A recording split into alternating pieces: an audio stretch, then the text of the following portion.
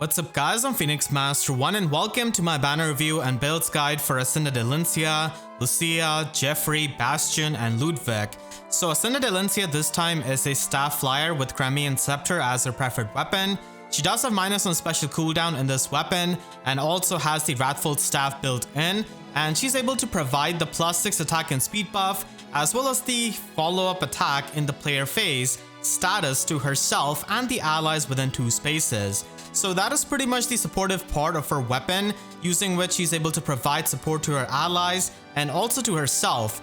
And because she's going to be really fast, this is going to be acting like a pseudo half null follow-up, and she's going to be able to bypass the follow-up negation effect of slower opponents and still double them. She does have base 45 speed, so this is definitely pretty nice. And then with her weapon, she's able to get +6 attack and speed in combat, and also gets more attack and speed depending on the highest attack and speed bonuses among herself and the allies in 2 spaces times 1.5.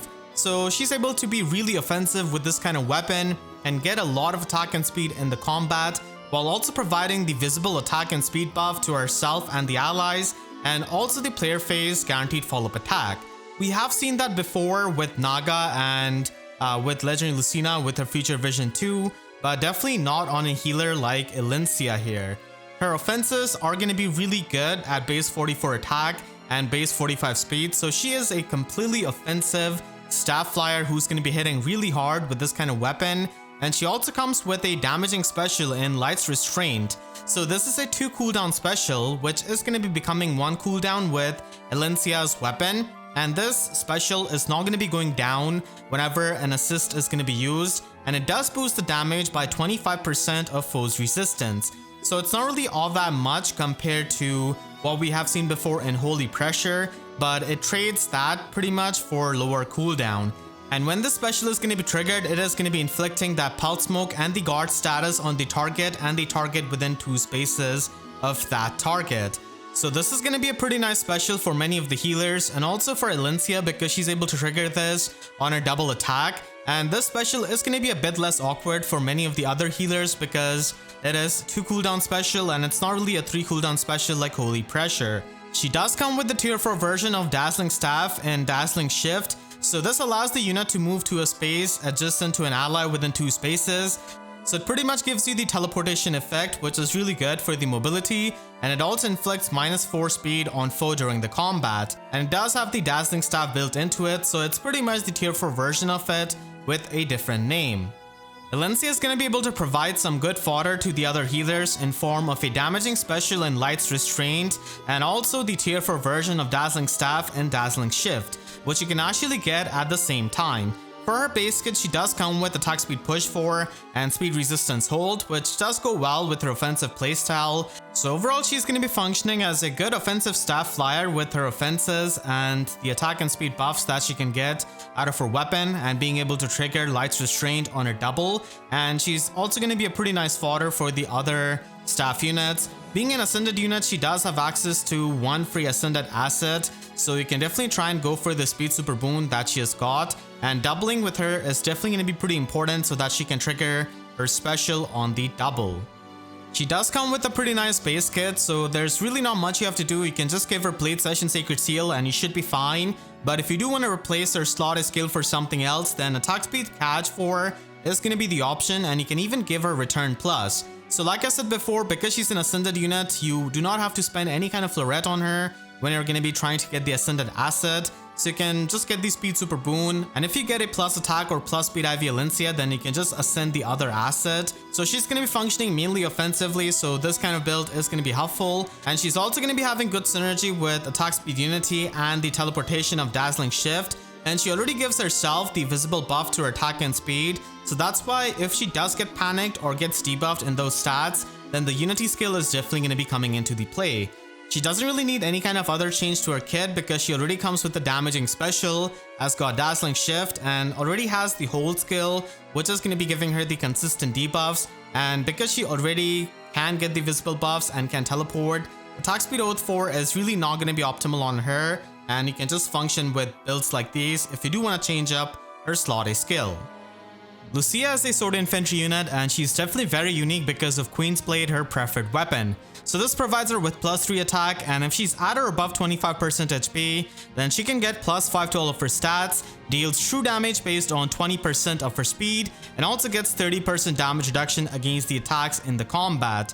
And the reason why she's so unique is because she can disable and enable a bunch of effects for herself and the foe in the combat. So she enables both for herself and the foe in the combat the null follow-up effect, the null counter disrupt effect, hardy bearing, and feud effect. So neither herself or the foe is able to get any kind of external support because of the feud effect, and she's able to get null follow-up from this weapon, which is definitely pretty good for freeing up her slot B skill. And then she disables the in-combat specials and the AoE specials both for herself and the foe, and also disables any kind of defensive terrain bonuses and also the ally support effects. So this makes Lucia into a really good top tier sword infantry unit because she's going to be disabling a bunch of effects and she's not really going to be allowing any kind of specials to be triggered in the combat, which does mean that she herself is not going to be able to use the specials, but this is definitely going to be working out in her favor as long as she can outspeed the opponent, and she can definitely do that with her base 45 speed, which does have a super boon, and she also has base 41 attack, which also has super boon. So she's basically going to be a god sword unit who's going to be able to function with the damage reduction in her weapon, and is going to be disabling a bunch of effects and also getting a bunch of effects herself from this kind of weapon. So she's going to be pretty annoying to kill, and overall she is going to be a really solid unit to be used in Aether Raids offense and in Summoner Duels, especially in Summoner Duels. Now keep in mind that she's not going to be ignoring the visible status effects that the units have got. So for example, if a unit has got the bonus doubler effect from Legendary Wood, she's not going to be able to ignore that because that's a visible status effect. So while she and her opponent cannot really take the benefit out of the drive skills and stuff like that, they're still going to be able to make use of the visible status effects. So that's why you can definitely try and support her with someone like Legendary Wood, for example, that can provide her with the bonus doubler status effect, the null panic, and also the counter effect. So all of those things can be done with Lucia, and she's definitely going to be functioning as a pretty solid unit. In her base kit, she does have Life and Death 4, Repel 4, and also even Tempest. So Repel 4 does have the Phantom Speed built into it, which is not the full Phantom Speed 3, but still it is going to be acting like +7 speed whenever a skill is going to be used to compare the speed stat. And this also provides damage reduction up to 50% to her, and pretty much has the knockback effect built into it. So it's not going to be as good as Close Call 4 in my opinion, because Close Call 4's retreating is really helpful in many of the game modes, and Repel 4's knockback is not going to be all that useful most of the time. She also has Even Tempest as her slot C skill. She herself is not going to be able to make use of any kind of special, and she's mainly going to be running Gale Force, or she's going to be relying on Godlike Reflexes or Vital Astra being pre-charged so that she can either get the damage reduction or the true damage out of those specials. For building up Lucia on a budget, you can just give her Gale Force as her special. That is pretty much the cheapest viable special that you can run on her, and you can also run Flashing Blade 3 so that she can have an easier time triggering Gale Force. So she's mainly going to be able to function with this on a budget, but if you're going to be investing into her heavily with some other fodder, then you can definitely try and give her Vital Astra. Now Vital Astra is not going to be triggering in the combat for the damage, but having it pre-charged means that she's going to be able to get the damage reduction with it. And Vital Astra is mainly there for giving her the damage reduction along with Repel 4 and the damage reduction built into her weapon. So we're going to be stacking up a bunch of damage reduction on her, as she's going to be disabling all of the damage reduction piercing specials like Deadeye and Lethality. So she's going to be a bit harder to kill than a lot of the God Sword units who can try and have a lot of damage reduction. So she could be used with that kind of special, and you can also use Attack Speed Ideal 4 in her slot A, which you can easily get from the Divine Codes. Godlike Reflexes is also an option, and that is going to be giving you the true damage. So either you take the damage reduction out of Vital Astra, or you take the true damage out of Godlike Reflexes. Again, this special is not going to be triggered in the combat, but it is pretty much there to be pre-charged and for giving her the true damage, which is going to be stacking with the true damage that she can already get out of Queen's Blade. So it's definitely a pretty nice option that you can run with some expensive skills like Attack Speed Finish 4, for example, which is going to be working when you're going to be having Godlike Reflexes always pre-charged. And that is why the Finish Force skill is going to be really good for her, because she's not going to be triggering the special in combat. So the specials are always going to be pre-charged, and she's always going to be able to make use out of the Finish Force condition and get the true damage and get the healing. So that could be run, and you can also run Close Call 4 and Speed Smoke 4 on her as two forms of other damage reduction, while Godlike Reflexes is going to be giving you the true damage. She's definitely going to be useful in something like Aether Raids offense as an Omni tank. So she's going to be disabling the specials, and she's also going to be having Null Counter Disrupt as well as Null Follow-Up herself. So that is really helpful, and you can just stack up a bunch of damage reduction skills like Close Call 4 and Speed Smoke 4 and support her with someone like Legendary Eliwood, for example. So she's going to be able to function as a pretty nice Omni tank in Aether Raids offense.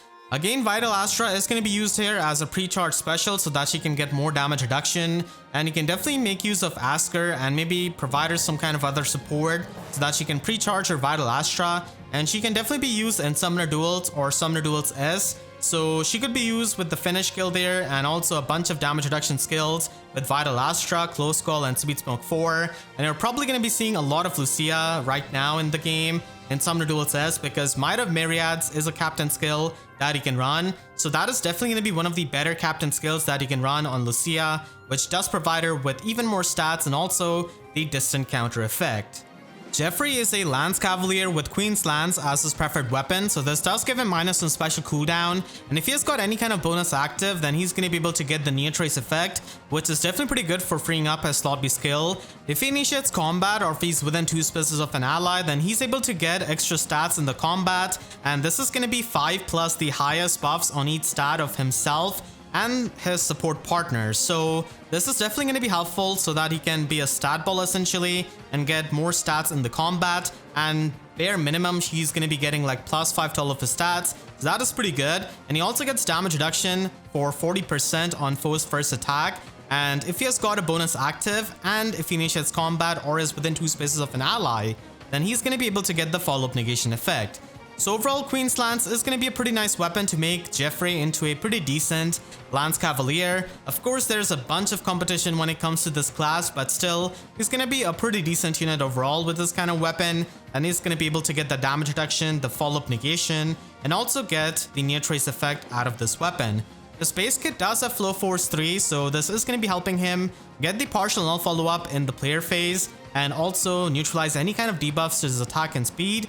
And he also has Attack Defense Menace, which does help him with his weapon to get the bonuses active on him. So this is pretty helpful. And for his base stats, he does have base 40 speed with a super boon on it, and also has high base 46 attack, which is definitely pretty nice. So he's going to be quite offensive, and his bulk is not going to be the highest, but he does have base 29 defense and base 25 resistance. So if you're going to be building him up, then you can definitely give him Fury 3 as a slot skill for the budget. And this can definitely work out with Blade Session, and he's mainly going to be functioning in the player phase.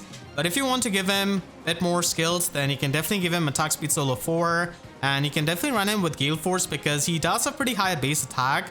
And he's also going to be able to get extra attack out of Queen's Lance, and is also able to have the Menace effect and is able to debuff the attack of the opponent. So that can work out in his favor, and Gale Force is going to be a 4 cooldown special with Queen's Lance, so you can definitely function with that special. If you don't really want to run him as a Gale Force unit and you want to have a better slot skill for him, then Attack Speed Catch 4 is going to be the option here, which can give him the offenses, and he could just run a damaging special. And you can also run him with Surge Sparrow so that he can heal up the HP while triggering Luna, and Flow Force is definitely going to be pretty helpful here as a player phase skill, and it does work well with a more player phase oriented build like this, where you've got Surge Sparrow and also Blade Session. And Attack Speed Menace is also going to be an option because when you're going to be getting Surge Sparrow from someone like Brave Erica, you can definitely try and get that. And finally, he could also be run with the Clash skill, which is going to be the endgame skill for most of the Cavaliers. And because the synergy between Flow Force and Clash skill is not really all that good and it's kind of redundant, you can definitely try and run another Flow skill like Flow Guard, for example, and run Speed Smoke 4 so that he can get the bonus out of the Speed Smoke 4 effect, and also function in both phases with the damage reduction that he can stack up on the existing damage reduction that he gets out of Queen's Lance. Bastian is the 4-star focus unit of this banner, and he's a green infantry mage with Grandier Tome as the inedible weapon. So this is basically the green version of Spider Plush Plus, which does have the guard effect built into it, and it does have the Spendthrift effect where you can get +5 attack to yourself and inflict the -5 attack debuff on the foe in the combat. So it's a pretty nice defensive weapon that he's got access to, but still it's no arcane weapon that he's ultimately going to be waiting for. And for his base kit, he does have Sabotage Resistance, which we have already seen before on Solon, I believe, and also on Halloween Sophia, and he also has Attack Ploy 3 at 4-star. Looking at his base stats, he does have pretty high base attack at base 44, and also pretty high resistance at base 45. His speed stat is going to be a bit awkward at base 28, so it's not really too high or too low, and it is pretty much like a dumb stat, just like his defense stat. And he could be considered like a modern version of Orochi essentially, where he has got that attack and he has got that resistance, and he actually has more resistance than Orochi and takes less dragon flowers. If you're going to be building him up on a budget, then you can definitely give him attack resistance form 3, and this is going to be a decent skill that you can get from the Grail pool. You can also run Fury if you want to, as it will help him with the visible resistance check of Sabotage Resistance and Attack Ploy, and you can just run Attack Res Ideal 3 and refine his weapon for more resistance. If you're going to be investing into him even more, then I definitely suggest waiting for the Arcane Tome, because it might have an auto follow up, and that is definitely going to be helping him quite a lot with his kind of speed stat. But if not, then you can still run him with Grandier Tome and just run Attack Res Unity and lull attack resistance in his slot B, and you can also run attack smoke 4 to get the follow-up negation, and just run quick riposte as a sacred seal. So quick riposte is going to be needed so that he can double in the enemy phase, because he doesn't really have the highest speed stat. So this is going to be the max investment build that you can run on him with the Deer Tome, but you can also definitely try and run him with some other skills like attack resistance finish 4 and also special spiral 4, which is going to be helping you just pierce through any kind of damage reduction. And you can also run him with the Oath 4 skill, which is going to be enabling the teleportation and also giving you the visible buffs. You can also run Iceberg with this kind of weapon and basically retaliate back with it in the enemy phase, and whenever Arcane Tome is going to be coming out, it is going to be having -1 special cooldown, so then he's going to be able to make use of his high resistance and pretty much just spam Special Spiral and Iceberg, which is going to be doing a lot of damage. Now you can definitely try and run some other tomes. We have been given Pelagian Torch in the limited ephemera manual, so that could be run with a menace skill, and that can definitely work out for him. And you can also run Amity Blooms Plus, which has also been given out in the limited ephemera manuals, and it is actually available right now. So that is going to be giving you healing, and you can just run the attack res finish 4 skill so that you can get even more healing out of it. And you can just run quick riposte as a sacred seal and run one of those options which I've mentioned before. So ultimately he's going to be waiting for the Arcane Green Tome, but until then you can definitely build him up with any of these builds. And whenever Arcane Green Tome comes out, I'm definitely going to be showcasing a build for him in my Arcane Tome video. Ludveck is the Grail unit out of this batch, and he's going to be an Axe Armor with 195 BST. So he's basically going to be like an Axe version of Cervantes in terms of the scoring for free-to-play players. And he has got Defier's Axe Plus as the inedible weapon, which is pretty much the Axe variant of Defier's Lance, which we have seen before on Cervantes. So at higher investment, this is definitely going to be replaced with Arcane Downfall, as that is going to be a much better weapon.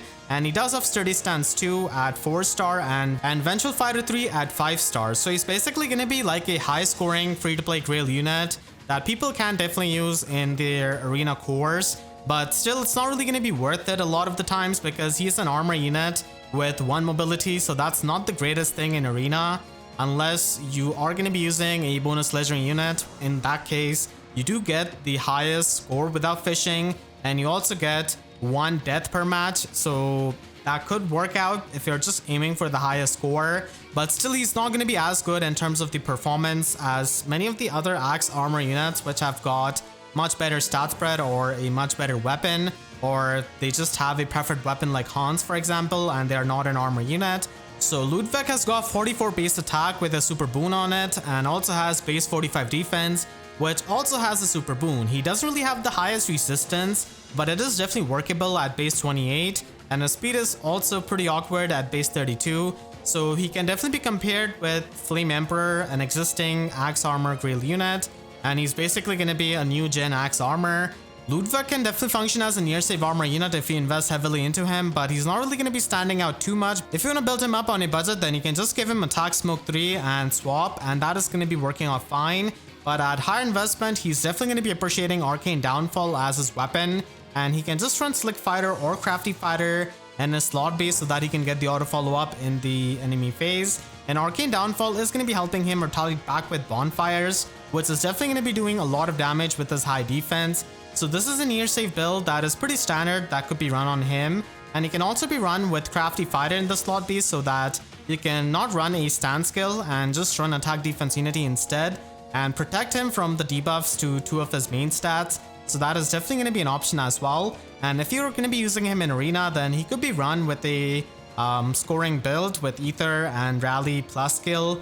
And with near save, he's going to be helping you in Arena with that. But again, a 1 movement armor unit is definitely pretty painful to be used in Arena, but he is there as a 195 BST unit. And if you're going to be wanting more performance out of him, then he could be used with Close Defense 4, which is going to be ignoring all of the visible buffs that units are going to be getting in Arena from the rally skills. And you can just run him with Crafty Fighter, and you can just run Ruptured Sky so that even if he faces any kind of guard effect, he's still going to be retaliating back with that special.